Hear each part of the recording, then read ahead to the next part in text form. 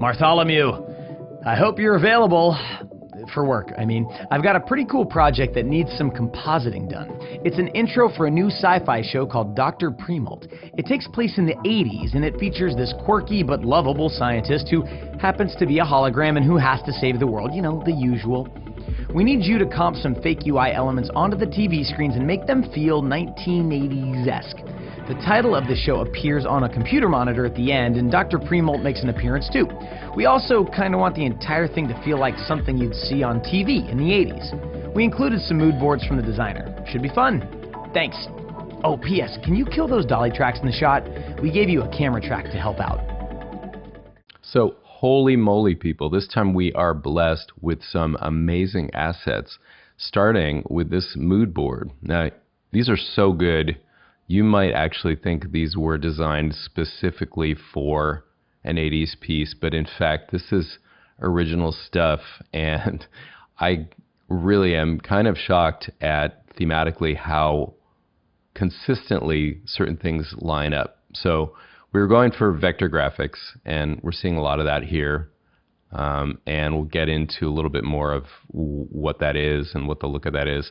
But in the 80s, it wasn't particularly a clean look exactly. It's a bit noisy. The blacks are milky, and things tend to be a little blurred out, which is in a really beautiful way.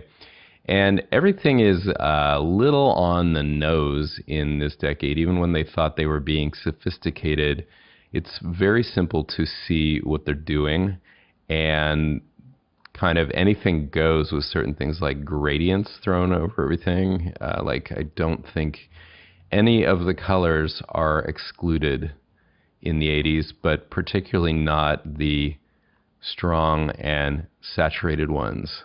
So I don't know if this gets you super excited like it does me, but I cannot wait to see what we can do to 80s up our scene. Mark's World, it's party time, excellent. Now, before I show you the graphic assets and everything else that we're starting with, let's just take a look at the edited and retimed scene with the soundtrack. And just think to yourself, what do you imagine going into this scene? And what do you imagine coming out of this scene?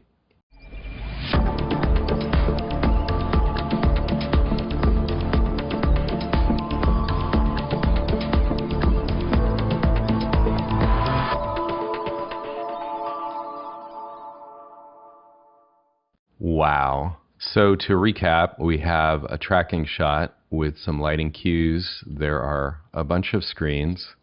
There's a platform over here that's empty, and we push in on this beautiful high-tech piece of equipment and finish the shot there.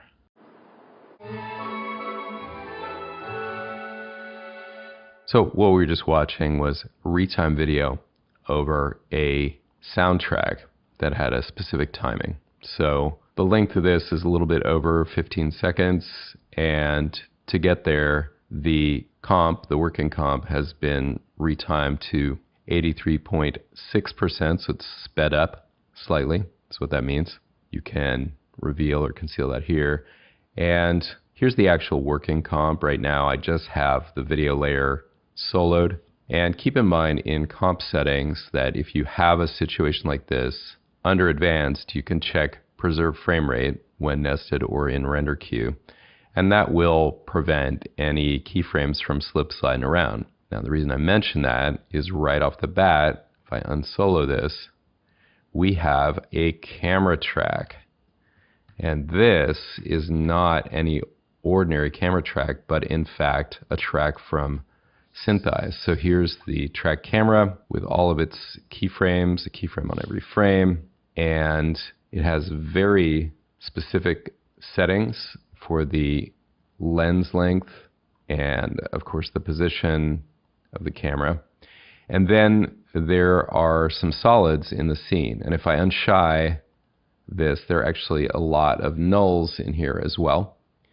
This is what you get with a SynthEyes scene. So I'll just highlight everything and kind of go through this. And so each of these nulls is holding on to some detail in the frame.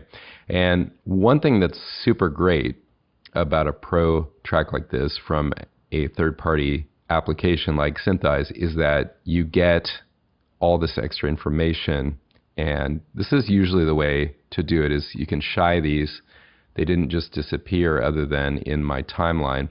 But knowing that they're there means that if I want to add something, say, on this platform, all I have to do is shift parent the layer to this null and it'll snap right to that position. And we'll get into how to preserve the integrity of these nulls. But the After Effects tracker actually was able to do a pretty good job with this scene, but these tracks are sticking pretty perfectly. And by the way, we will be getting thoroughly into the camera tracker in upcoming lessons. We can zoom in and just look, even as they get toward the edge of frame, these temp solids that have been dropped in there for where we're placing our screens are looking pretty perfect. Now, let's just switch for a moment to a custom view. And if you haven't seen this before, this is basically a look at the scene from a third-party point of view. So we were looking through this camera, and now when we go to this view, or we could go to one of the other ones, they're sort of preset, and you can move your camera around them to kind of customize them.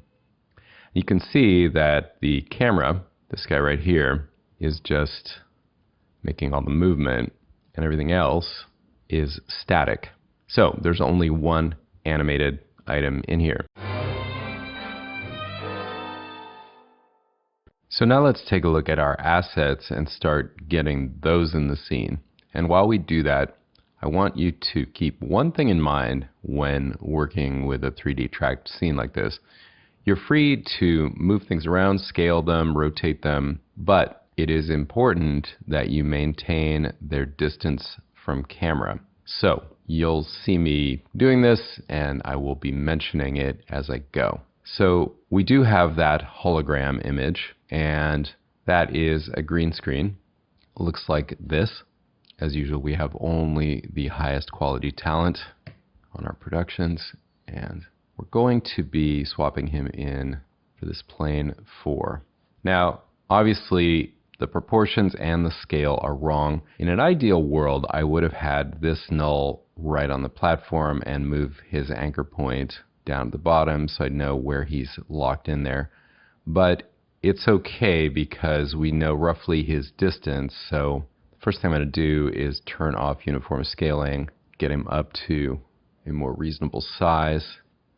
We can also turn off that opacity that was for the solid.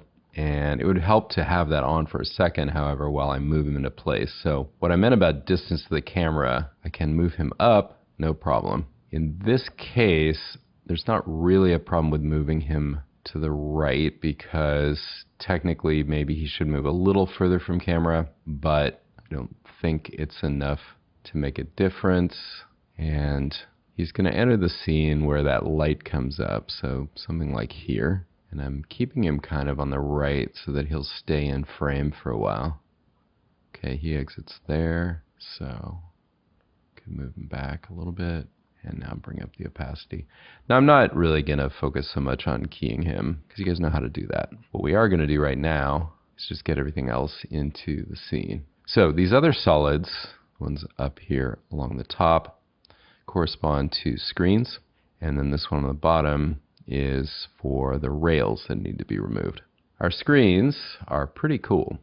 Let's open them all up. So they can be placed in whatever order. They are full of detail, and there are 4 of them plus the Dr. Primolt logo, which is super killer. So the logo is going to go on the PC in the front here, and the vector graphics, ironically, are going to go onto these televisions. And I say ironically because vector graphics like these would only render on a vector monitor, not a CRT, they would look super soft and fuzzy. A little bit of 80s trivia for you. But of course, we're going to ignore that fact and get these graphics in here. So let's just place this one over here. Just swapping them in for now. They're not going to be right. Over here on the left is going to go this screen. And then this screen actually is going to get 2 of the graphics. So let's say that we start with this one. And everything is going to be handled in pre-comps. So I'll get to that in a moment. Let's just finish by swapping in the logo for the monitor in the front. And using this one as an example, I'm going to flash my levels a bit so I can see what I'm doing here in the dark. I could also go to the end of the scene where I don't need to do that. And so we can just kind of scale this up. Now, of course, when I work here, I have to hold down Shift to scale uniformly, but remember, my scaling is not uniform. So, well, in this case, actually, surprisingly, it is. In the other ones, it's not. So here, I'm just going to fill the screen, and we'll get back to that. The rest of my pre-comping will simply be taken care of for me if I swap in layered comps for these files. I have to do them one at a time, and there's no default shortcut. I wonder if I could set one. Oh well, too late now. I've taken the opportunity to rename and give colors to my pre-comps and get them all organized into a folder over here. And now I'm going to get these screens into position. So I'll do the first one while you watch, and then I'll be doing the rest at high speed. It doesn't really matter which one we start with, but here what I'm noticing is that we don't see the entire screen, and actually it's hard to see at all. So I'll just open up the aperture while I adjust this. Thanks to the Uber key, I can see everything that's been adjusted. And the scale is one thing we don't need to rely on. The 40% Z-scaling is nonsense since the thing has no thickness, and X and Y should match. So I'm just going to guess and say 12 for each of them. That's close enough. Now, it's not going to fit in the screen for more than just the reason of the cutoff. So there's another thing I'm going to do, which is to apply the optics compensation effect. And in this case, rather than simulating a fisheye lens, it's going to simulate the curvature of the screen right here. Something like that. And notice that that instantly changes what I would do with scaling here. It's fine to move things up and down, and it's even fine for the most part to move them left and right, but moving them in and out on the z-axis is more dangerous because pretty quickly you'll find in 3D that things are not matching anymore if you do that. Still pretty hard to see. As far as I know, the dimensions of my artwork and of the screen should match. So that is cut off quite a bit, and we're not really filling top and bottom.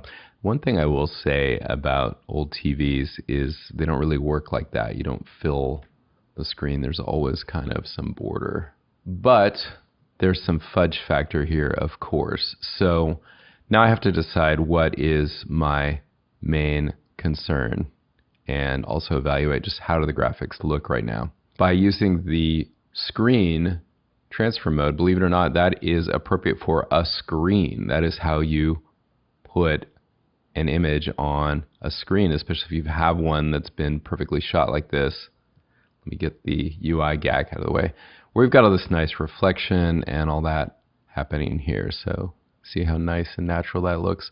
Of course, we'll be messing with that to get our milky blacks happening, but for now, enjoy. And I would say, let me just page through this a little bit, that's a fine starting point, and I could live with the fact that this is so cut off, although I could also since I'm in non-uniform land, just cheat a little bit because I'm not really 100% sure why the aspect is wrong. And at the end of the day, it's really just a question of what looks right to my eye. What I don't want to do is rotate it. And the reason for that is the 3D tracking software got that the way it liked it. And that could really throw things off if I do that. So I think that's pretty good. Nobody's going to know what was cut off here. And that is more or less what I'm going to be going for. On a separate pass, I'm going to create, well, actually, you know what? I could just do it right now. I'm going to make a solid. And this is just going to be cover. We'll just make it the size of the comp. What the heck? I'll turn it off and just draw kind of a rectangle in the area I'm aiming for. Turn it back on. Now, as soon as I make it 3D, it's going to disappear. But if I shift parent, it's back. It's way too small. And so let's scale it up. And remember, overscaling doesn't matter. The anchor point does matter. And in fact, this is all a good reason to not have made my solid the full size of the layer. But I can still fix it with the Y tool. I'll just move the anchor point over to the center here. And I can hold down the Shift key so it scrubs over a little bit more smoothly. Still going to use these controllers again. I can hold down the Shift key to get a large change. And then I'm just going to get this right over the edge right there. Let's make sure I really nailed it. It's pretty damn good.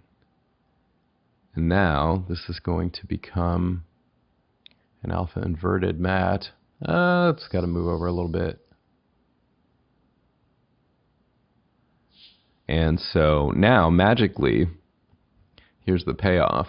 That solid that I moved in here is basically coplanar, close enough that I don't really need any fudge factor to call that good. You can see a little bit of a gap opening up.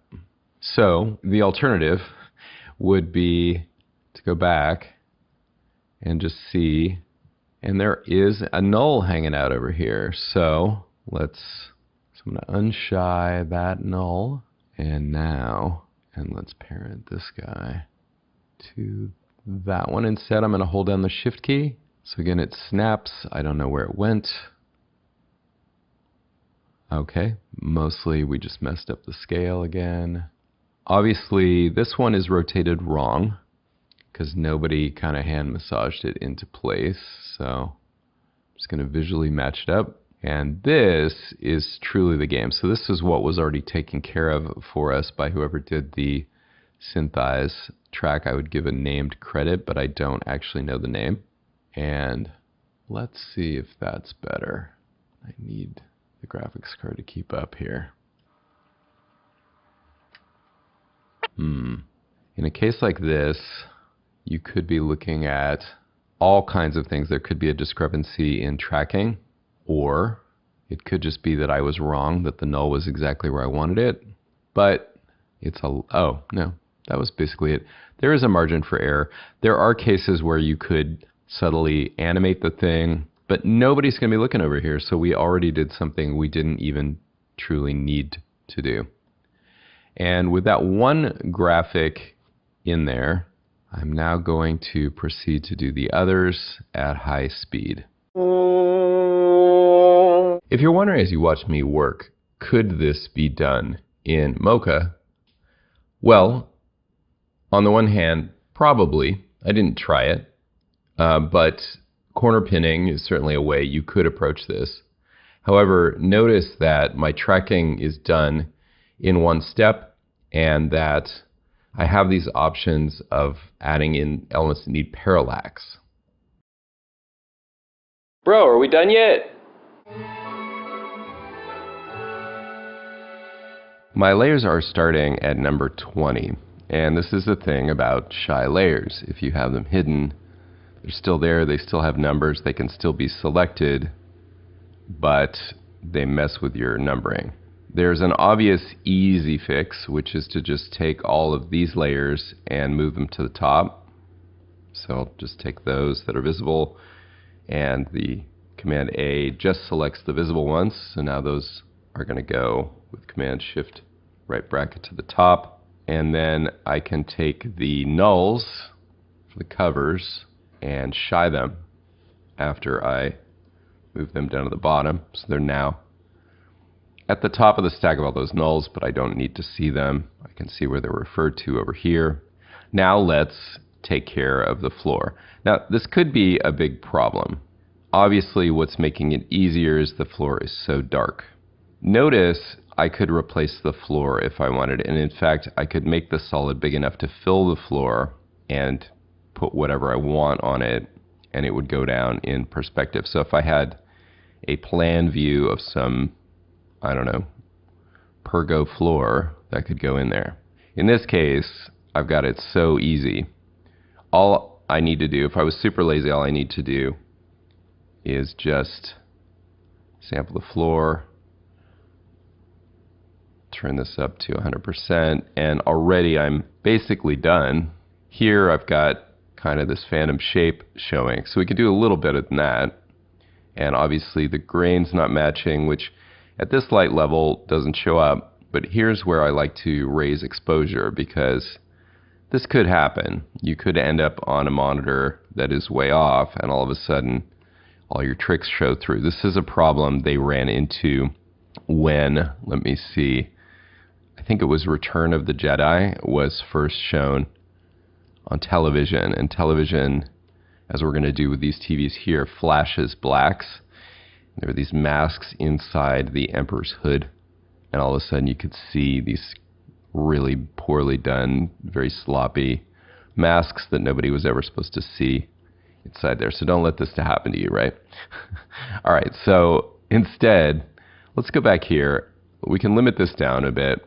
First of all, I'll turn it off, and I'm just going to make a selection. Let's just go with what's clearly showing.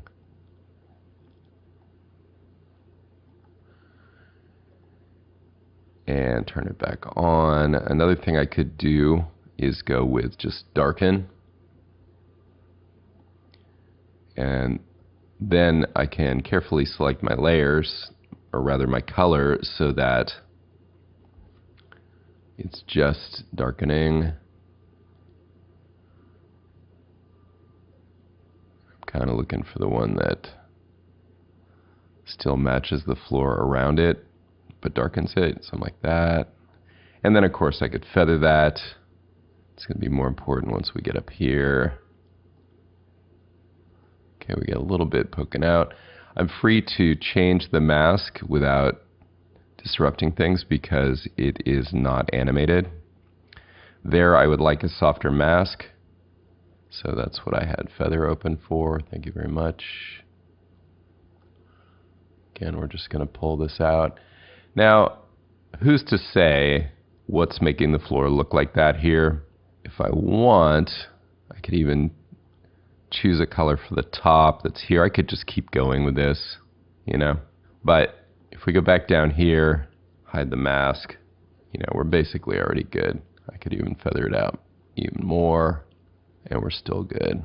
And that's going to be that. So now, let's take a look at where we're at in the render comp. And here I have the advantage of being able to use, I'm going to go with half res, and I'm going to shift 0 on my numeric keypad, and I'm also going to turn off sound. Now I'm just going to bring this up. So normally we don't work half res, but here we're just going for composition and overall look, not detail.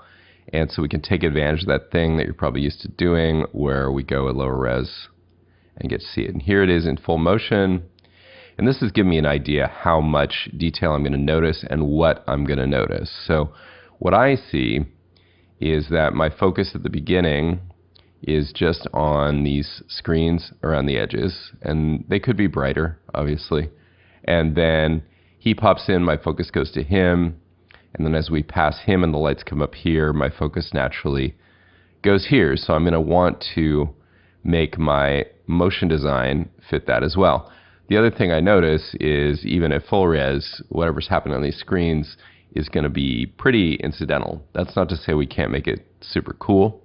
I'm not saying I'm going to make it super cool, but we could create intrigue without needing to worry about something that people are going to be staring at. Yeah, don't worry, bro. Just focus on what they can see. The rest is like the vibe. One immediate thought I had when I saw this scene was that as much as I like how the smoke is working in the scene, I'd like there to be more. And particularly at the beginning, I'd like more of a kind of a smoky feel around the lab. Not so much that you wonder if something's on fire, but just a little bit more of what you already see going on here. And lucky for us, a camera track is providing the perfect case to do that with an awesome 2D cheat. So let me show you. What I need, I'll go back to the home frame, is a solid. Doesn't matter what color, I'll just call it fog. And to that I apply, we'll go with turbulent noise. This is going to need some motion, which is an animation to evolution. Now I could keyframe that, but there's a way I like to do this, and it lets me use two more extremely useful expressions for visual effects. There are two basic ways to automatically increment animation without setting keyframes. Let me show you what those are. There may be more than two, but there are two main ones that I use for visual effects all the time, as often as I can, in fact. I'll set an expression for evolution by option clicking here, and there it is revealed in my timeline. And now the first one is to use time, and that's all it is, time. Now if I just use time and click outside and then preview this, it moves extremely slowly. If I go from home to end, you can see just a slight change. So we need to multiply it. I'm going to multiply it quite a bit. Let's go with 1,000. 300 is often good for a modest animation. That's probably a little too busy, so let's try 300. That's pretty nice. That's often my go-to. So before I show you the next thing, let's get this comped in. I'll go with overlay mode. Ooh. And that's fine, but it's just hanging out there, stuck to my view. So now I need to make it 3D. So now it's moving with my scene. Now let's take a look in custom view mode with all the layers selected and unhiding everything. Get a sense of what's happening over time. One thing I can do also is switch to 4 views. When I do this, you can see what is happening. And right now you can see, I mean, if you've never looked at this view before, it can be a little disorienting, but this is the view I care about. I can only see the fog over here, but actually it's giant. So I can scale it down and move it up. And remember, nothing's animated again. So we don't need to be stingy here, but I'm just trying to get this to kind of use roughly the resolution that I intended. And over there in the upper right, you can see it pushing in. But here in the lower right, the right view, you can see that we don't quite pass through it at the end. Almost. Let's just see how that looks in the scene. So that's kind of heavy, but it's easy to see, and it's kind of working. I like the way that it's interacting with the light overall. It does look a little zoomed in there at the end. I'm not sure about that. We'll get back to it. But let's just now talk about how to make this fog dimensional, because that's the real magic here. So what I'll do is I'm going to go to 2 views, and this one I'm going to make, again, that custom view. Duplicate the fog, and this second fog is going to be pushed back, And then let's do another one. And push that back. Again. Now, obviously, there's a couple problems. First of all, it's kind of psychedelic how the fog is getting repeated. So I'm going to have to do something about that. And then obviously it's really heavy. The heaviness, I can just dial in a lower opacity, say 30. That has averaged out. The 3, we'll try that. To vary the pattern, I'm going to use my other favorite expression. So EE reveals the expression here, and I want to offset it. So I'll use add, and I'm going to say index.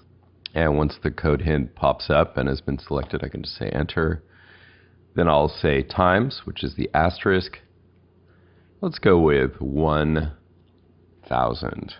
Okay, what just happened? Well, the index is the layer number. In turbulent noise with this effect, as opposed to the older but very similar fractal noise effect, this number can go as high as I want. It'll always create a unique fractal. It doesn't ever loop. And so I just chose a crazy high number. And so 1 times 1,000 has been added to time times 300, time in seconds, by the way. So now I can copy that effect, and let's see what happens if I just paste. And there you go. I didn't even have to select the effect. It's just highlighting, it's pasting right over there. And if I select these 2 layers and say EE, they have the same expression. So now I've gotten rid of that weird psychedelic patterning. Let's look at this at full res. And guess what? Adding all those 3D layers slowed things down a lot. And I wanted to see this full res every frame, so I've pre-rendered it. Here we go.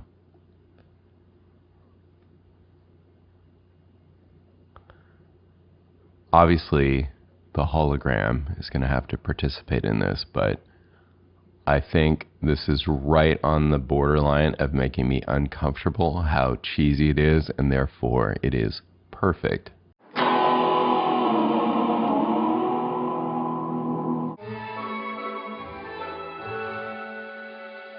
I have my 3 screens open as subcomps here, and I'm just going to look at them all together and start working on the first one, but keeping in mind things I'm going to do for all of them.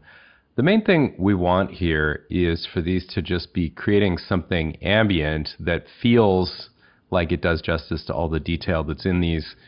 We're not going to go into full animation here exactly. We're going to kind of fudge it. So, starting in TV1, before I do that, actually, let's just work a little bit on the look of the TVs in here. So, I would like to add a glow effect. I was just messing around with this, so it's still at the top. And so to make the glow pop a bit, I'm going to raise the intensity quite a bit, and then I'm going to lower the threshold. Lowering the threshold will bring more and more of the image in to get that glow. So I'm just working on that one on the left. I can zoom in a little bit, and that's starting to show up a lot better. The other thing I want to do is, as much as I appreciate that the background is black, it's not right. So let's go into the background here, and I think I'll create a fill color that's going to work for all of these. So I'm going to go back to the main comp and lock it for a second and watch that one while I adjust this here. So under generate, I'm going to have a fill. Red is definitely not what I want. I'm going to be super scientific about this and go blue, drag around over here, something like that. Say okay. Looks good. So now I'll copy that and apply it to the other backgrounds. And I need this unlocked to do this. So these are in pre-comps. I'm going to take care of that later, but for now, let's just make these backgrounds look awful. Next thing, nobody said it has to be green. I saw my reference. It had every color in the rainbow in there. So for that, I'm going to go to an effect that is almost as old school as what we're shooting for, Colorama. Now, this baby is not one you may have ever used before, but let me show you something really beautiful it's going to do to my UI. This is just the default setting, and all I'm going to do is animate cycle repetitions, and look at that. So all I need to do is set a keyframe here and at the end. And by the way, it would probably help if I were to determine how long these are actually going. I'll get to that. But what's going to happen is they're just going to be turning over. And as much as I love the garish ugliness of this, and we'll probably use it in one of the other ones, in this case, I'm going to copy this as is and then customize it here. So I'm copying it so I can apply it to some of the other UIs. For this one, I'm going to use one of the presets because, heck, these are also really awesome. I'm going to go with Deep Ocean. Watch what that does over time. It's not really popping though, is it? Let's try instead Caribbean. Oh yeah. So that's just giving a bit of ambient something or other going on in here. It's going to be tiny on screen, but you'll sense something's going on, or so is my hope. Let's do the same over here. That's the UI, and that one's going to be fine. The default, these guys looking good. I think I'm going to offset it a little bit so it doesn't run exactly the same. The other one selected both the keyframes. I'm going to start with, oh yeah, some really beautiful like that. And then this guy, same. Let's find another nice preset for this one. How about Fire and Smoke? I like it. We just have to start it there. So, oh yeah, awesome. As for my main element here, from my reference, this thing is just dying for a gradient. And oh no, that's much too tasteful. We're gonna go purple.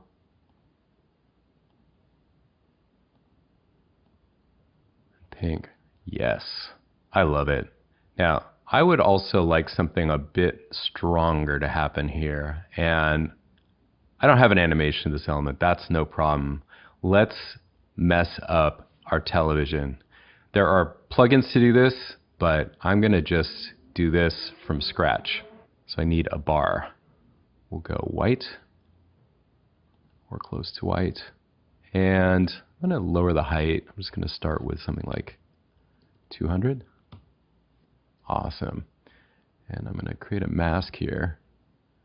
And then that mask, I'm going to feather just on the Y, soften it up like that. Cool. All right, and this can have an opacity of, let's say, 20. And I don't know, it's almost white, so changing it to add mode isn't going to make a huge difference, but let's do it anyway. Cool. And then I'm going to add another one to that. So this is my bar. I'm going to do another one and just scale this down in Y and offset it this way a little bit. And let's feather it out some more. Sometimes hard to see what you're doing with those mask controls on. Okay. And this guy I think could go up or down. More feather. So at some point the feather just kind of starts to bleed all together. All right, well, that'll work. And now, to really make this work, let's make another copy. This one is going to be an adjustment, and I'll put it underneath the other two. And I can leave those on for the moment. Actually, I'm going to put it above the other two. We'll really make a mess here. Now, pay close attention. I want this to be a distortion layer. And any layer can become an adjustment layer simply by toggling that box right there. However, I do need to double check because also I had opacity dialed down on the layer that I copied to get me to this one. And I think I might want even more feather as well, just to make it even more of a mess. With that done, I will apply under the Distort menu, Turbulent Displace. I'm going to go with a horizontal displacement. You can see things were looking kind of messed up there for a second. And that's kind of a gentle thing happening there. That's what I like. So let's get this animated by creating my favorite expression, which you already know, time, what is it? Times 300, that's right. And then let's just mess things up a little more. I'll go out here where we can see some distortion happening. Increase the amount. Mess with the size. That looks good. And my scan lines are now way too bright. So I'm just going to come way down on the opacity of those guys. And let's see what we've got. Great. And now I just need the scan line to move through the frame. So we'll parent these two. That one. And then that one will move down here. Set a position keyframe, Option P, right at the beginning. How long is this one in the frame, actually? Let's take a quick look. Yeah, he's out by about 6 something. So we'll go 7 seconds. And let's move that up here. And let's take a look. Oh, yes. Now again, I would probably do more and mess this up more, but for the size that this thing is in the frame, I think it's really good. Having done that, the glow does look a little intense, doesn't it? Let me raise the threshold and leave the intensity more or less alone. That's looking pretty good. For this guy, I changed my mind about the color of the UI. I'm going to switch this to the earthenware, and then let's go with our diagrams, and I'm going to throw some noise on here. And there's some pretty exotic types of noise out in the world, including noise HLS auto, and mess with the hue and the lightness and the saturation, all of them. And then this one is just going to get things really noisy. I'm going to come back on the lightness a bit. That looks great. And then I'm going to throw a blur on top of this, and I'm going to use a really weird one, CC vector blur. And I kind of want a lot of this. And in fact, what I think I'll do is throw that on top of the same layer. And this one I'll turn off the effect and also kill the saturation and just make it black and white. And let's come back up on saturation here and also set the blending mode here to an add. Ooh, yeah, okay, let's check that out. Dope. I like more vector blur though. Yeah, more like that. And I could put the vector blur ahead of the noise, so the noise is crispier. That's great. All right, let's see how that reads back in the main comp. And that is going to need a glow, which I'll borrow from that other layer. Alrighty. I think I might bring the threshold up just a bit. Yeah. Awesome. And that's as much of that one as we ever see. So now we're going to move on to this guy. For screen number 2, we've got 2 UIs to work with. So we're going to transition somewhere a few seconds in, right around here. Just end that one there, and I'm going to move this one so it starts on the next frame.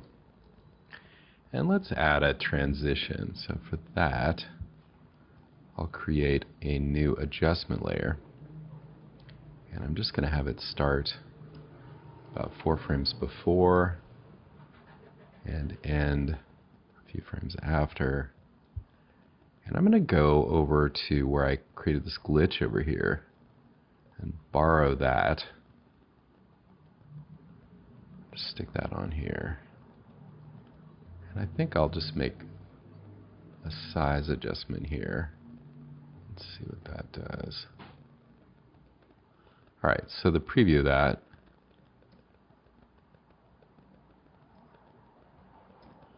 It's good. I think I'd like to be even a bit stronger. And I think I'm also going to have a tint effect on there. So we just go to grayscale while it's changing. Let's see how that looks. Alright, that'll work. We could keep going, but that's the basic idea. Then I am going to work on the individual UIs. So let's take a look at this one. One thing I'm noticing is I'd really like the frames to not be green. That's just a personally subjective thing here. I think I'd rather they be sort of orange. And then I'm going to take this meter grid, I'm sorry, the actual meters themselves. And if you ever have trouble remembering the name of an effect, of course, you can go into effects and presets. And this one, I know it's some sort of tile effect. There's a few here. I'm just adding the motion tile. You've seen me use this one before. And we're going to just offset this thing. Now, create a keyframe there. And then it's anybody's guess how this thing should animate, but I'm just going to give it a lot. There's kind of a wagon wheel effect here. So it just needs to look like it's just moving really fast, which that does not yet. And when I say wagon wheel, I think that it may be making multiple spins here. Or not. We can go a lot further. I could be wrong about that actually, because I can see how it's moving. Okay, that's great. And we could give that a color, I guess. Hue and saturation also lets me colorize things. Hue, what's going on? We have to lower the lightness. So it was at full white. And we're just going to give it like yellow like that. Oh, that's great. Okay. Now the main thing I want to have happen here is for this thing to animate. And let's just take a look at that. I think that is diagram, yeah? If I solo that layer, it's that size. That's perfect. I'm going to distort this thing using an effect you've seen me use before. Now, before I choose Mesh Warp, I'll just point out that I was looking for something that would make this thing appear to be rotating around. So, for example, CC Lens seemed like it might do that, but no. I tried some, and I encourage you to just try things, but in this case, I'm going back to Mesh Warp, and there's a specific thing I want to do that's going to require a very simple grid. And we'll start with a distortion mesh keyframe right there. Then when I go ahead, actually at that keyframe, let me zoom in. What I want to have happen is for this thing to wobble around, but I just want the center point, not the others. Let's see if I can do it. Ah, there we go. So what I'm looking for is this kind of deal. I don't know of another way to do it easily.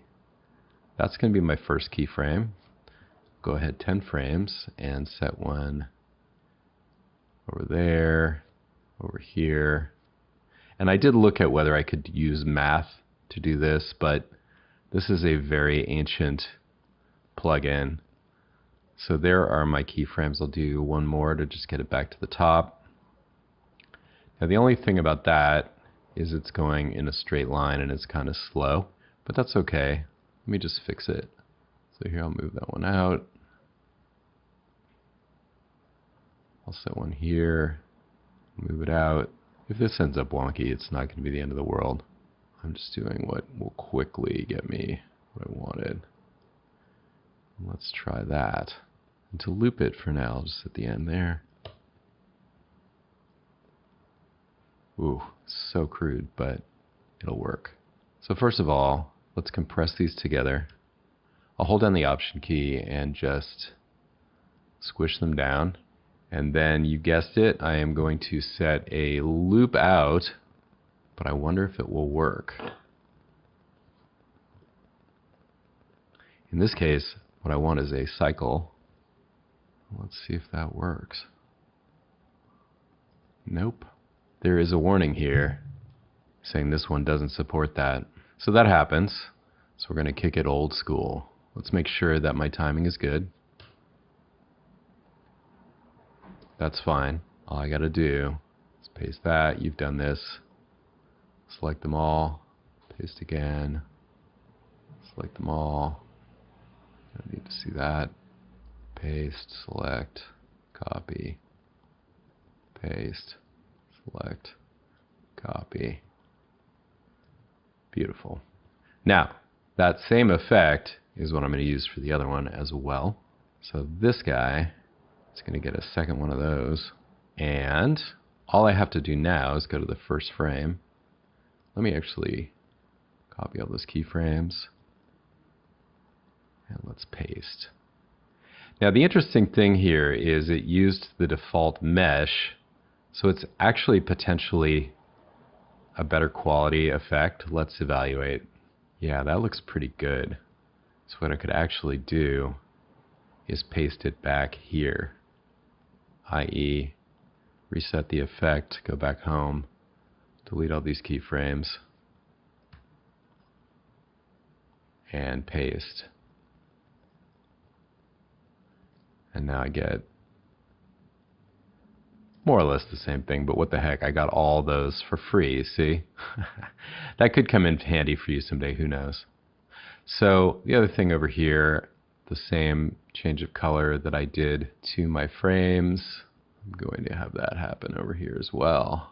Looks good. And let's check it in the main comp. Let's see, so the transition happened back here. It needs that glow for sure, but that's going to be, otherwise that's going to be fine. That's TV2, so this is the glow. Put that right in there, and just play with the threshold again. Oh yeah. Yep. 80s, baby. Yeah! For the screen with the final logo, I came up with a little gag. I tried a bunch of different things, but I thought it'd be really funny to have a blue screen of death, some DOS, and then kind of a glitch to the logo, right? The all-powerful Dr. Primold has taken control. So over here, well, actually, first of all, I happen to know that this thing comes to rest at 15 seconds, and I'm going to keep going with my Colorama theme. In this case, it just makes the logo look so awesomely ugly. I can't even tell you. So back here, let's set an output cycle keyframe, and then at 15, I will take that up a couple rounds. So let's just expose that. And then I'm going to add a keyframe to blend with original. So here we'll go to the final logo. Then come back 10 frames from there. So here's how it looks. Yes, that is so winning. Okay, so then over here, I don't like the way that glow's looking, but I do like the way it's acting back here. So let's, at this frame, change it. So I'll set the threshold keyframe there, and then go ahead one frame. And I'm going to raise the threshold a bit. Let's just see how that looks once we come to rest. Well, I think it should come back a little more. So let's expose those. What I can do is just adjust it here. Right. So pretty low threshold there. And yeah, I mean, I like it kind of garish, but I guess in that last part, in that transition, we'll go from where I had it, or maybe even, yeah, even a little bit higher. That's going to do it. Golden. And now, the hologram. Let's look at some inspiration.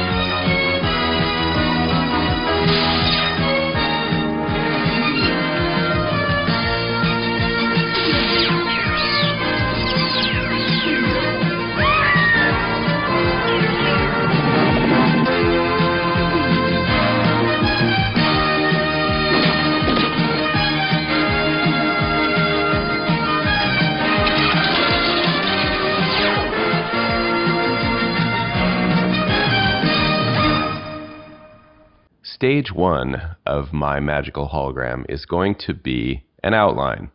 Now, if only there were some way to get an outline of this key I made. Oh, wait a minute. There's this effect that nobody ever uses called auto trace. Everybody tries it and then gives up. But if I choose alpha as the channel, and I'll blur it a little bit, and I'll also loosen up the tolerance just a little bit. I would like that applied to a new layer, please, and let's fire it up. The result here has a number of different masks, but I'm really only interested in that one. So I'm going to get rid of the others. Now, of course, I don't want to apply this mask, so I'll set it to none and then apply an effect. And specifically, I am looking for something that would make me some kind of stroke out of that mask. Maybe the stroke effect would do that. I'm going to say that I want it on transparent. I'll hide the mask and look at that. I'm going to make it a little bit bigger. Things didn't want to be chunky in the 80s, but sometimes they were. And holy mackerel, that is amazing. Now, the reason I made my comp extra long is because I want this thing to appear prior to moving. And that's the part I'm going to work on right now, drawing the thing in. So I'll split the layer over here, right where this starts, Command-Shift-D, and get rid of all these keyframes. Now, I could have it draw on as it's moving, but to me, that's way too sophisticated for the 80s. So we're going to go with this. I'm going to have it take about 2 seconds. So let's trim that. And then what we're going to do is we can animate the start or end point. Now, the mask is starting from his cowlick there because arbitrarily that is the first mask point when it made that automatic mask. I'm totally fine with that. I think that's very 80s to start with the cowlick and look kind of like you had no control over it. So keyframe with 100% there, go to the out frame and set it to 0, and it has been drawn on. Then I will duplicate that, and I'm going to make something for my little cursor here. By exposing the keyframes, I can basically just what I'm going to do is offset this. So we'll go here, and I will set the end so that it's about like that, and set a keyframe there. And then the last keyframe, the very last keyframe, we will bring that down. So something like that. Cool. And we can thicken it up. So maybe one will be kind of like that. Blur it out.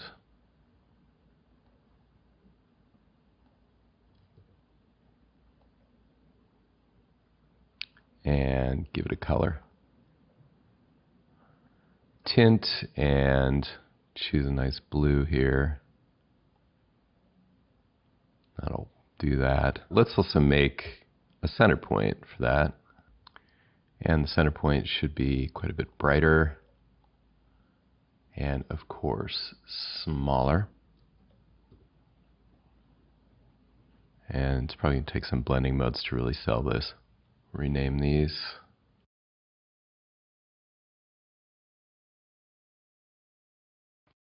So I made a duplicate of the comp just for the outline so that I could comp it into the main comp here using an add mode, and added an exposure effect to just make it pop more.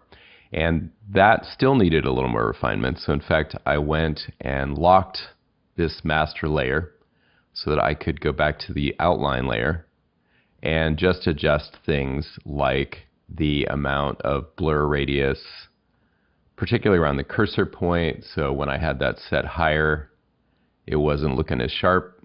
And so you can see that as I adjust those, seeing the update in that master comp. So that's how I ended up working with the pre-comp there. And here is the result. All right, I think we're ready to move on. This is our most desperate hour. Here's what I have in mind. The first transition in is going to be based off the mosaic effect, which is under the stylized category. You probably know this one.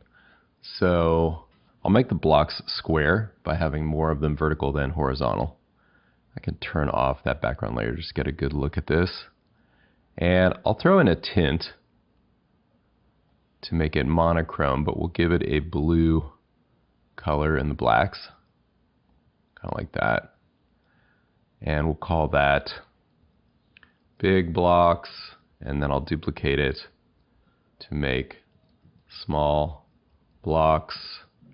And small blocks is just going to be 40 by 60, like that. And that one can start here. So let's see what we need in terms of a transition. And both of them would end around there. All right, what I had in mind, and I think I'm just going to do it, is to have them overlap. So I'll move this one below. And right here, I'll set a mask and a keyframe for that. And then go to the end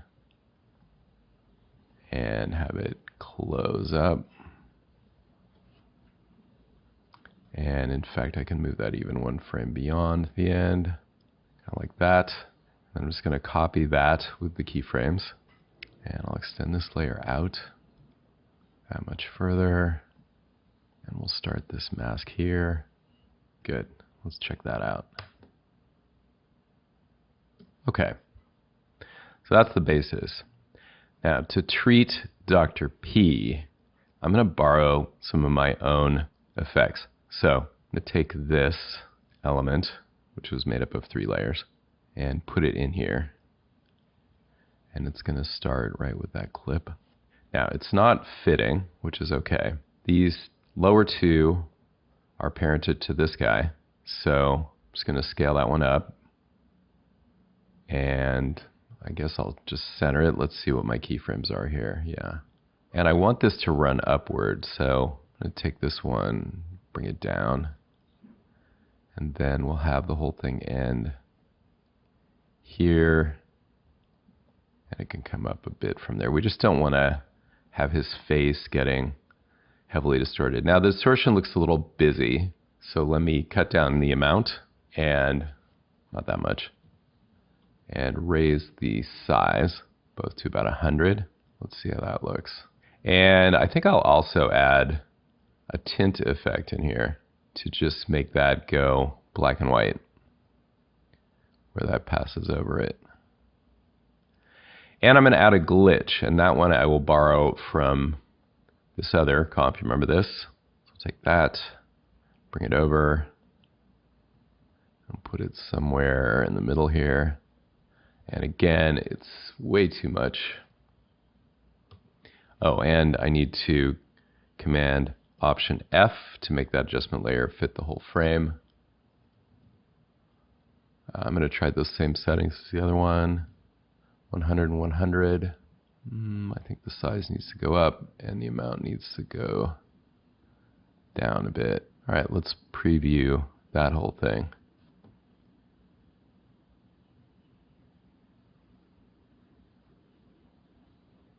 Now to finish this in the main comp, I will begin where the other one ended, right here. And let's just see what we've got right now. All right, so looks like it's going to work. I'm going to change the hologram to be an add, and we need him to be a little bit soft. Just a simple Gaussian blur of 5 should do it for a little bit more of that 80s feel. And the classic, of course, for a hologram consists of a couple of things. You can use the Venetian blind effect. See where I'm going? And something like that. Soften those up a bit. You can make them a little larger, but not much. And a little softer, but not much. And then I'm going to throw in a glow as well. We'll just kind of lower the intensity and maybe raise the threshold a bit on that. One thing I notice is my band here is getting clipped. So let's just fix that. That's this guy. And I can scale it down, no problem. Probably help to move it over a little bit too. Shift P reveals those keyframes. I gotta move both of them. And of course moving this moves the ones below it as well as scales them. So that's cool. I can feather it a little bit too on the X. And yeah. Now the ad might be a little harsh for this. We could go with a screen instead. I kind of like the ad though, especially when it's all sparkly here at the beginning. Alright, well the main problem is this glow and the effect it's having on the skin tones. So I will tweak that a little bit more, but something like that. And I'll probably tweak it some more when I look at the final. Now are we done? Here we are in last looks, and I see 3 things left that I want to do, and 2 of them are pretty minor. So I don't want the Venetian blinds effect to be over the hologram when it's transitioning in like this. So I'm going to keyframe it just on that last swipe, starting right here. We'll set a keyframe right there, and another one here. And for that, I'm going to reveal. So that's my 47%, and this one needs to be 0. And that also makes this glow pop more over those pixels, which is great. Then at the end, I'd like this logo to pop just a little bit more. So we'll find my PC layer. There it is, the logo layer there. And I'm just going to add a curves effect. And let's see, I'm going to pull way down there. Let's look at this in the main comp. Lock that off.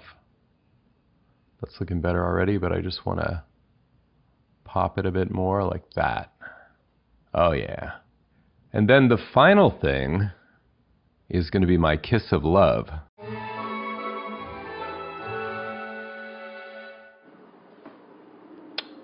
To set up the kiss of love, I'm going to go back over something I set up earlier in the lesson, which is this 3D fog.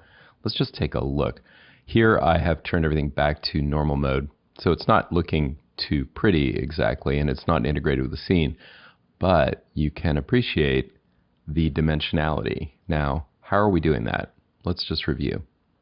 Here is the custom view. Let me select the camera and the back plate as well.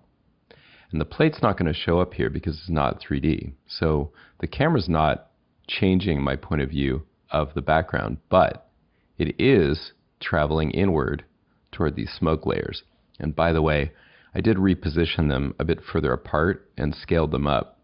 And when I scaled them up, I had to make sure in, say, the side view that the angle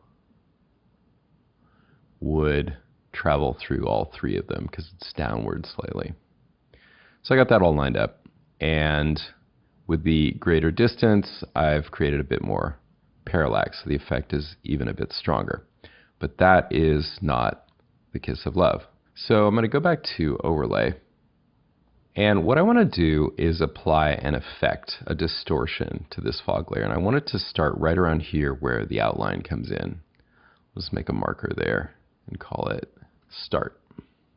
So the way that I'm going to do this is using the liquefy effect. Now, I don't want to apply it to just one layer. I want to apply it to all 3 layers.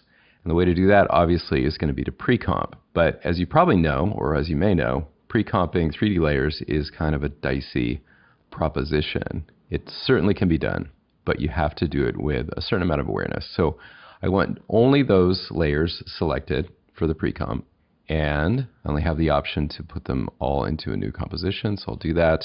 I'm going to call this Fog 3D, and I have broken the effect for the moment. So what's going on now is all that dimensionality is basically gone, and I've just got flat 2D layers. If I go over here to the layer, it looks the same.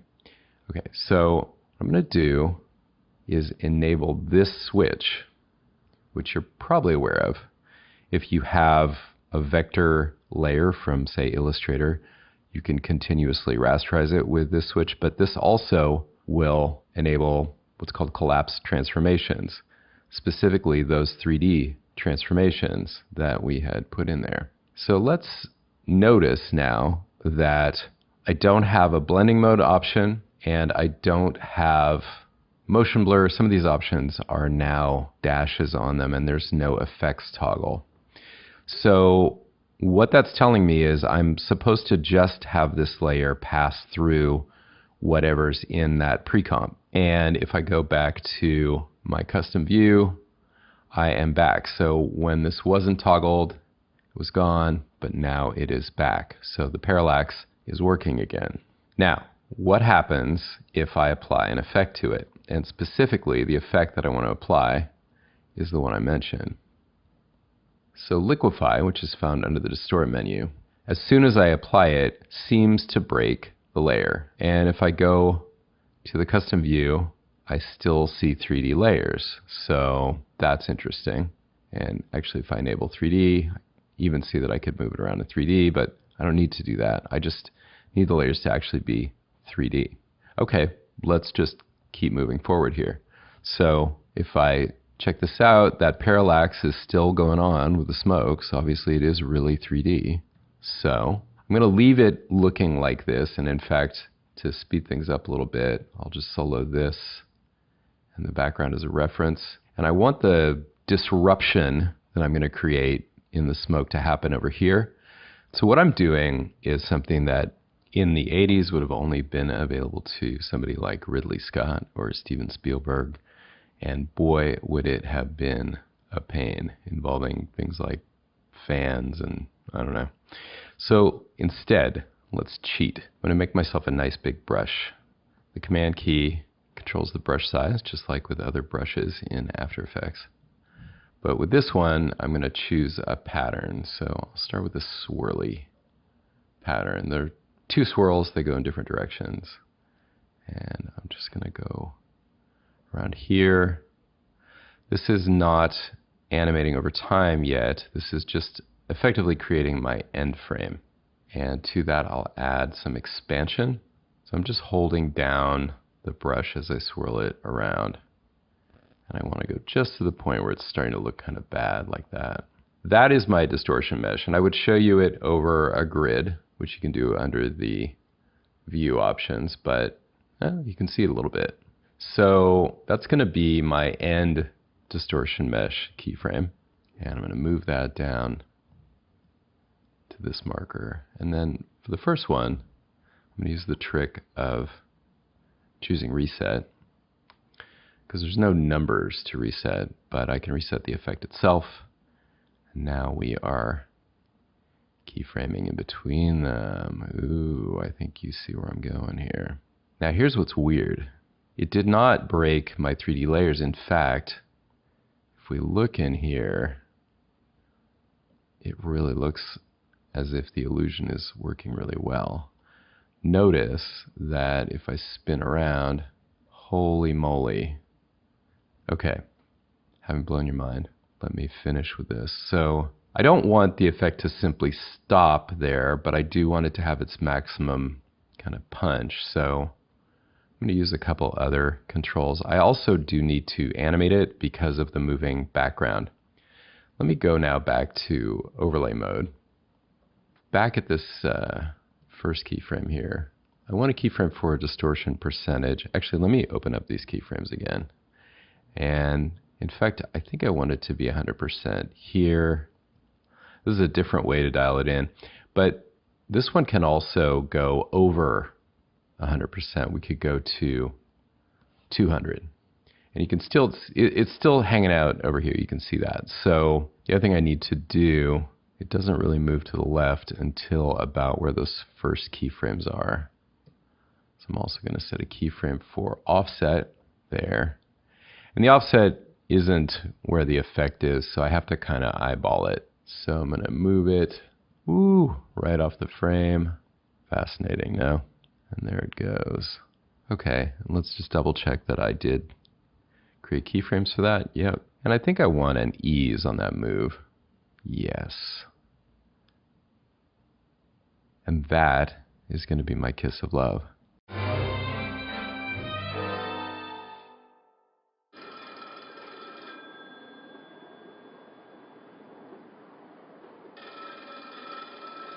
Bro, telephone. I only pay the guy to answer the phone. The client called and wants a change to the output look. Specifically, they want it to look more 80s. It's just looking a little too clean and contemporary for the style they had in mind. Now, I had to ask, does that mean we ruin the image with some VHS noise and distortion and all that over-the-top stuff? And it turned out that no, it's more the look. So here's what I came up with in an adjustment layer using just levels, Gaussian blur, and grain. And I'm going to turn off grain and blur and just talk you through what I did in levels because it's a little bit unconventional. Let me copy it just in case I don't get quite exactly where I was and reset. So there's some things I know about CRT or cathode ray television. One is that the blacks are lifted and the whites are not pure white. So I'm lowering contrast in black and white to start, making the image look kind of milky.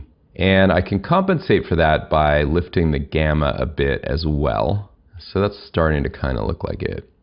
Another thing I know about television is that the CRT is blue, the blue glow of television. That's what cathode ray tube televisions did, was create a blue glow. So there's the kind of underlying blue feel. Now I'm going to show you something a little unorthodox. So lifting those blacks has exposed a lot of detail in them. And that's not how a television image would look. You would not see any detail in the blacks. So what I'm going to do is going to seem counterintuitive, but by now crushing the blacks, which yes, is going the opposite direction of lifting them, but just crushing them a bit, I'm getting rid of all these peaks of detail that you see down there. And then similarly, I'm going to crush the whites so that they're just flattened out. Maybe the gamma's now a little strong. So now the image looks very blue. So I'm going to mess with the individual colors a little bit. This is going to be a little tricky, but let's see if I can do it. So in green, I'm going to get the gamma to counter all that blue and make the image a bit greenish. And then in the red, I think I really want a lot of contrast in that red glow there. And that is basically where I took this image. I think I made some fine adjustments to the gamma. For example, green gamma, I already adjusted. Red, I think there might be just a slight lowering of that gamma. And likewise in blue, to just let in a little bit more of that green. And something like that. And then to get rid of sort of the sharpness of the image, I had a Gaussian blur of just 5 pixels because we are still at HD. So if you look at an edge, we need to be at full res. That's what it looks like with. That's it without. So I'm really kind of ruining the image. And then a bit of grain. And here I'm going big, soft, and low intensity. If I raise the intensity, you can see what the grain looks like. And I really just needed to lower it down to where it's practically subliminal. The next notch down from 0.1 is just 0. But if I went up even a bit from that, it's starting to show too much. Now, having done that, I got into a little trouble with the floor because lifting the blacks like that is exposing the rails a little bit. You can already kind of see it. And if I lift the gamma more, you can see that I didn't really complete my work there. So in fact, I have to go fix that as well. So let's do that. I don't know why I didn't think of this in the first place, but After Effects has a tool that we haven't used yet for this type of situation, and that is Content-Aware Fill. You may have used it only in Photoshop, or maybe you know about it, but let's take a look at it. So I'm going to solo my background layer, and there are those tracks. And before I'd been using this plane, so let's go ahead and use that again. Doesn't need to be in darken mode, just normal's fine. And I'm going to get rid of the mask that's there right now. And instead, I'll make some new masks. Let's just double check that those are tracking well. Aha, when the light comes up, it reveals a little more track. I'm just going to bring that up there. And that's going to come up there, and that looks great. Okay, now we open Content-Aware Fill. And if you haven't used this before, here's how it works. I will set this matte as an alpha inverted matte for the layer, and it's already soloed. If I turn on the checkerboard, you can see that I now have a holdout area, which you also see up here as an alpha channel in this fill target preview. But the most important decision you make on this otherwise automated tool is about what type of fill you're doing. An object fill would take an object in the scene, I don't know what that would be, maybe something on the desk, and remove it. A surface would remove an object but replace it with something you specify. And in this case, because we're basically dealing with a color, we're going to use edge blend. So edge blend is suitable when you essentially have something that is a uniform shade, but it might have differing lighting across it. So not just for cases where it's just one color, that's pretty easy to deal with. But let's say the side of a delivery truck with the light shining on it, that kind of thing. So all I do is click Generate Fill Layer, and now we will watch it work. And really quickly, it created a PNG layer, which has been written to disk, which I will move to the back. And I'm also going to go to full res here. Let's lift the gamma now, and you'll see that that is looking really good.